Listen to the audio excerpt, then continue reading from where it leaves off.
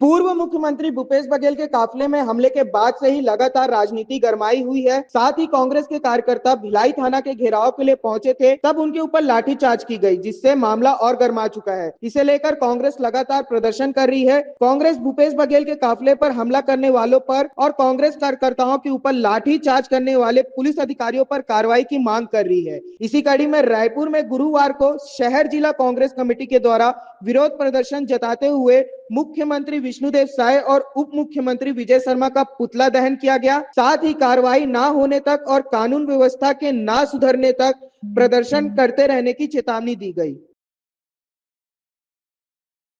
आप सब लोगों के सामने है विधानसभा घेराव कानून व्यवस्था को लेकर हुआ।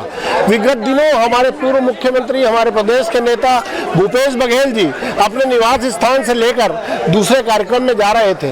रास्ते में असामाजिक तत्वों ने घेर कर Z+ सुरक्षा प्राप्त है उनकी गाड़ी को रोका, उनके साथ नारेबाजी की और उनके गाड़ी को लाठी डंडे से ठोकने का प्रयास किया।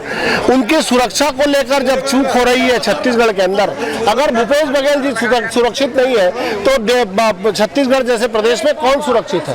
छत्तीसगढ़ एक शांत प्रदेश है।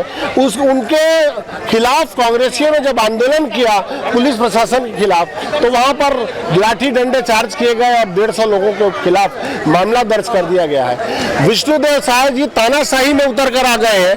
तानाशाही से किसी की सरकार नहीं चली है, इनकी सरकार क्या चलेगी?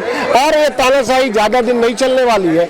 उसी के विरोध में आज कांग्रेस ने यहाँ पर पुतला दहन किया है। हम लोगों का मानना है कि सुरक्षा व्यवस्था लागू होनी चाहिए, कानून व्यवस्था होनी चाहिए और भाजपा को कानून व्यवस्था के हिसाब।